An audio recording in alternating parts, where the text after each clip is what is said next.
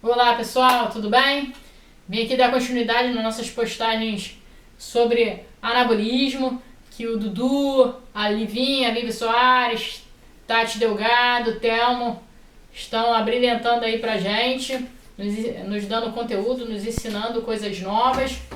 E eu recebi um presente que eu vou compartilhar com vocês. Uma profissional que eu admiro muito lá de Portugal, mas na verdade ela é brasileira, especialista em psiconeuroimunologia, mandou um material muito rico pra gente. Em breve ele vai entrar nas nossas redes sociais pra gente compartilhar aí conhecimento e agregar valor aí pra nossa profissão. Espero que todo mundo esteja bem, porque é um novo cenário mundial, um novo cenário econômico e meio assustador, né? Tem muita gente assustada, tem muita gente perdida, tem muita gente com esperança. E eu faço parte dessas pessoas que estão com esperança. Eu estou muito otimista no pós-epidemia.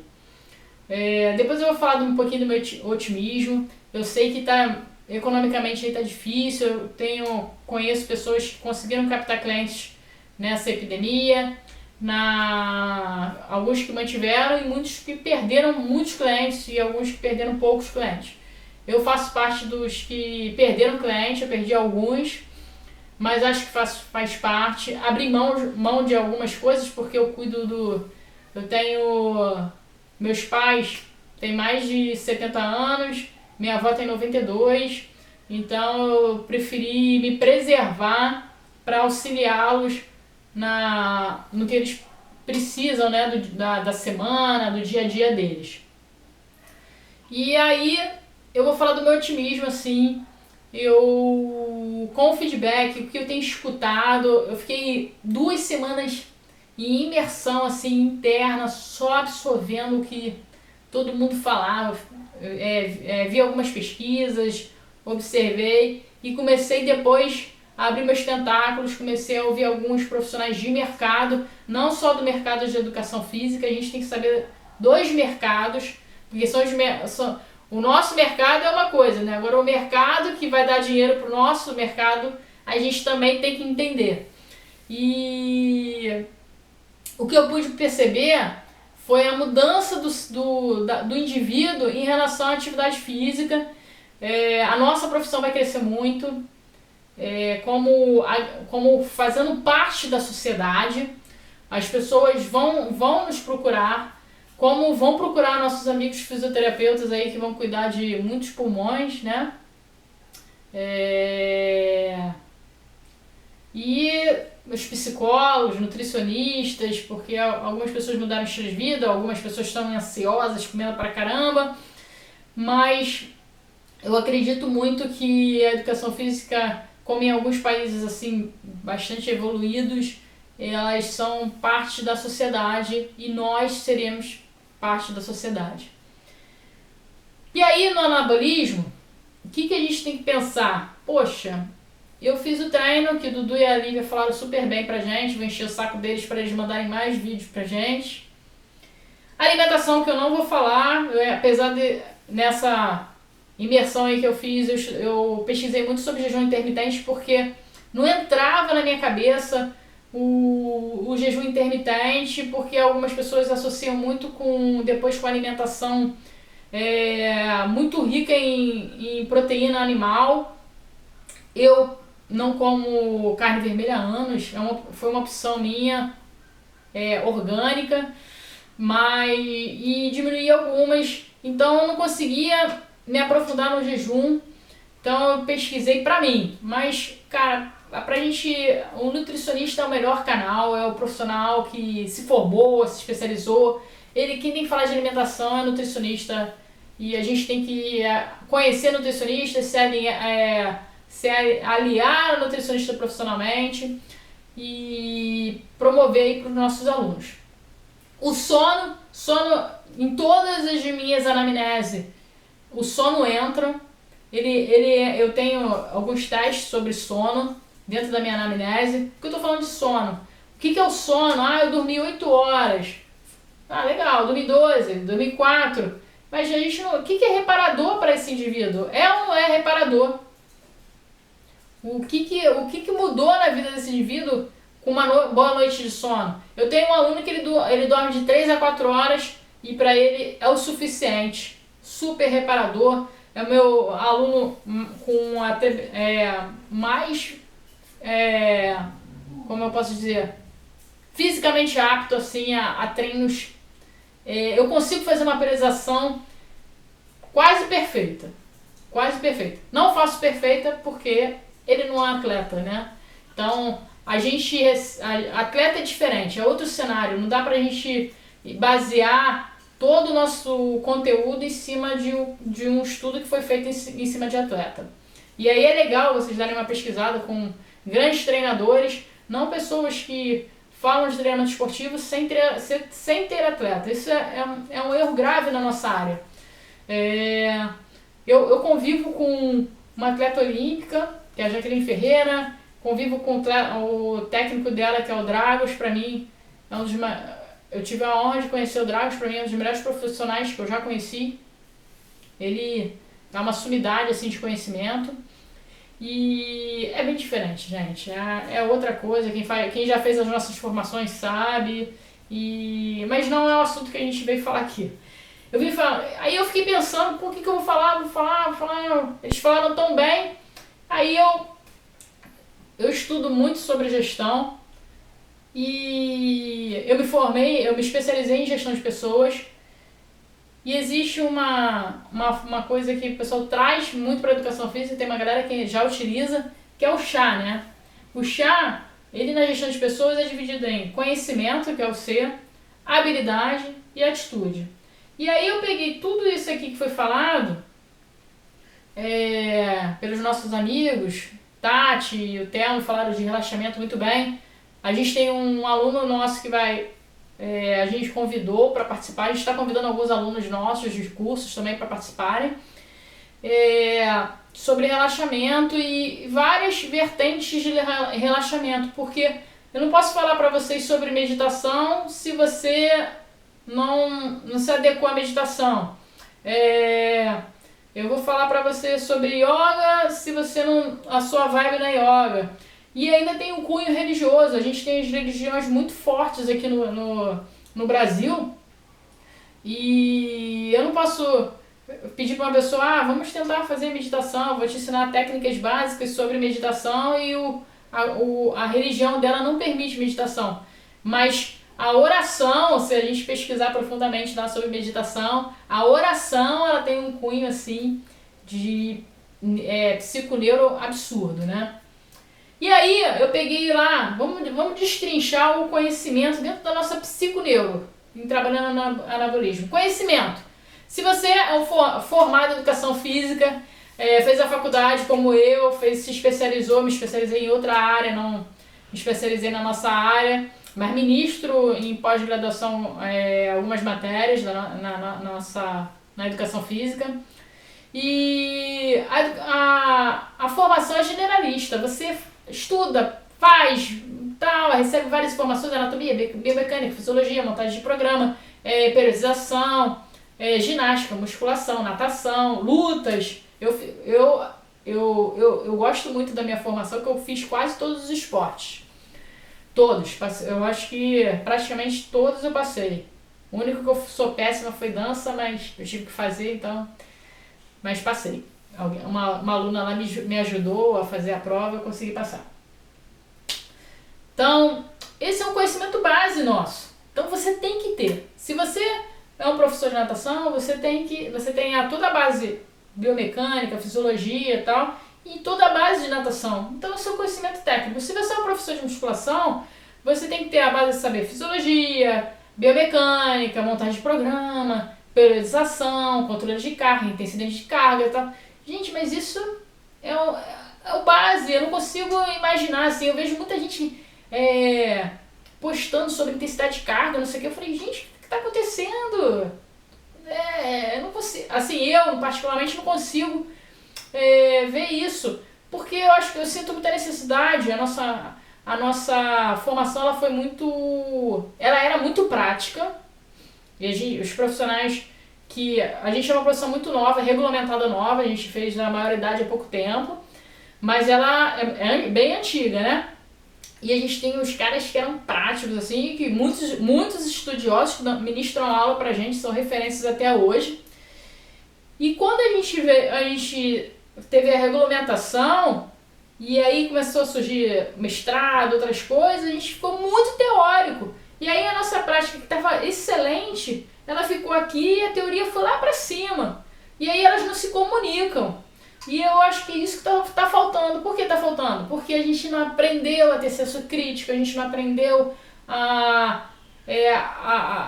eu tive o azar na minha formação da psicologia e da filosofia serem no início da formação. Algumas pessoas que eu conheço tiveram no final, eu sempre falo, vocês foram sortudas, porque eu não tinha maturidade, eu era nova, eu não tinha maturidade para aquilo, e hoje é uma das coisas que eu mais estudo, assim, que faz grande diferencial para mim.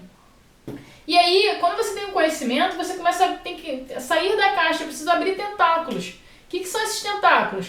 Tem um livro que a gente indica muito, eu e Dudu, indicamos sempre ele, que é a Anatomia Emocional. Eu acho que ele é fundamental, tá lá na biblioteca de um profissional. É um livro denso, é um livro pesado, não é um livro, li, gostei, não. É um livro para você se dedicar mesmo, mas ele mostra que cada postura, acho que o GDS também fala muito isso, cada postura muda o seu comportamento. Então você se torna uma pessoa afetiva, depressiva, você começa a mudar o comportamento e relacionar a postura. Então fazer uma reorganização postural é fundamental, mas eu só consigo saber isso porque eu fui lá estudar anatomia emocional, eu fui lá estudar GDS, tem uma formação que eu acho fantástica que abriu, eu não utilizo como ferramenta minha, mas eu utilizo dentro do meu atendimento, que é o NKT, que eu indico para todo mundo. E o que para mim é fundamental é a gente entender de pessoas. Hoje é muito engraçado que eu me programei para fazer esse vídeo, e aí a Cíntia Albuquerque, que foi uma aluna nossa, é amiga agora, fez quase todos os cursos, né, Cíntia, da Fitness Coaching, ela falou, o que mudou minha vida foi que eu comecei a estudar sobre como entender pessoas. E é muito importante você entender comunicação, neurolinguística, eu falo, você não quer estudar neurolinguística toda? Estuda só 3 ferramentas da neurolinguística. Na verdade, 2 ferramentas. Rapport, que é o canal de comunicação, onde você pode utilizar 3 canais, auditivo, visual e sinestésico. E você também pode estudar uma coisa que eu gosto muito, que é metamodelo. Tá? Não vou falar isso porque não é assunto de hoje. Mas você precisa ler livros de comunicação, você precisa saber estudar marketing digital. Hoje eu tô vendo vários amigos meus estão me mandando mensagem igual malucos. Pô, o que eu estudo? Conhece esse cara? Conhece ele é referência, não é referência? Por quê? Porque virou necessidade. O ideal é que não virasse necessidade, o ideal é que tivesse incluso na nossa formação. Mas como você postar, o que você postar, a hora que você postar, você tem que entender ali como é que a tua rede social funciona. A gente tem grandes profissionais que mexem bem, que já foi até aluno nosso, aí eu já aproveitei e convidei a ele para ministrar 2 cursos pra gente. Ele já ministrou 2 cursos, que é o Rafa Lund, para mim é uma das referências de utilização de rede social.